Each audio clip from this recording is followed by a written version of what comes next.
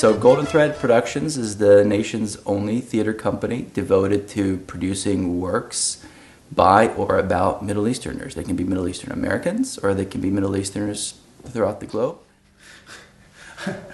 Me? I'm not Middle Eastern at all. I have no ties to the Middle East whatsoever. The real reason is I think the Middle East is a central part of where our politics are today, where our world issues are today. And I care about Golden Thread because it's one of the very few venues, locally and nationally, that gives Middle Eastern artists the opportunity to tell their stories from their point of view. And that, to me, is a really interesting, kind of broad and bold vision for what this theater company can do. That's what I love about it. ReOrient is special. It's it's my favorite program that we put up. So ReOrient is an exceptional set of plays that show diverse experiences of the Middle East. Because the Middle East, despite what you might see in the media, is an insanely diverse place. We don't agree on anything. I mean, let's be honest. That is like at the core of the Middle Eastern identity, is that we're opinionated and we are different from each other. And as a small theater company, Golden Thread can produce 2 plays a year, and that is only 2 voices when we're dealing with millions.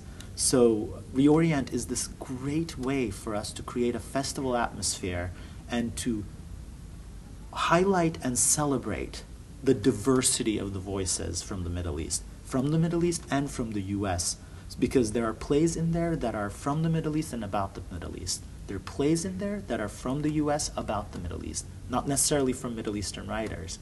There are plays in there that are from Middle Eastern writers that are not about the Middle East at all, because we do think about other things too.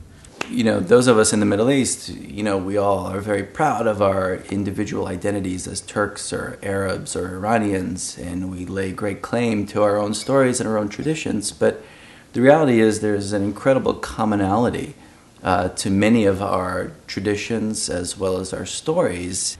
And we're using theater to explore Middle Easterners on topics that might have nothing to do with the Middle East.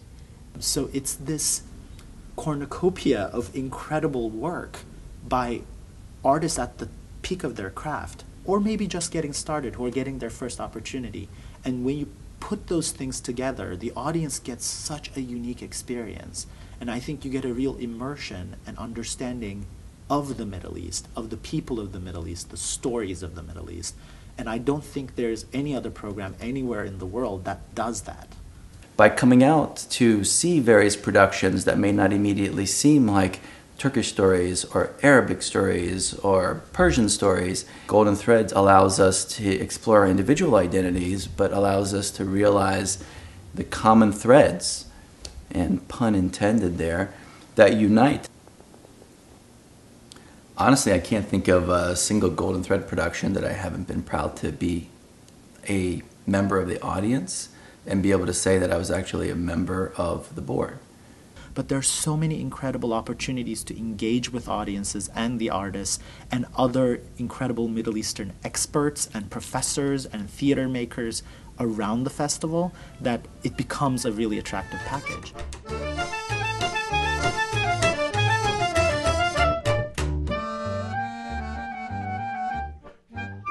Okay, my mother is the best Iranian cook in the world. I said it. Okay, so you all, if you think you've got someone who can come and challenge her, bring it on. I would be very interested to see what you've got. Some of her signature dishes. I mean, she can be really down home and do like a cutlet and a, kufta or a, bij. That's a, northern Iranian, just like kind of peasant food that's so yummy and hearty. She makes a mean ash, she makes a mean abgusht. But I'm not talking about that. I'm talking about her fesenjun. Okay, we're talking about, for those of you who don't know, ground walnuts in a pomegranate sauce over stewed chicken, over basmati saffron rice. Khorm sabzi is to die for. My personal favorite is her khoreshta aloo. She makes it with Cornish game hens, And, you know, she's, of course, going to, you know, cook those in the turmeric, saffron, onions, cinnamon. She uses a little bit of cinnamon. And then she stews all the sweet, salty, savory, sour. You're talking plums, apricots, zereshk. Try learning how to cook from this woman, because you're like, how much? And she's like, you know when it's right. It's beyond.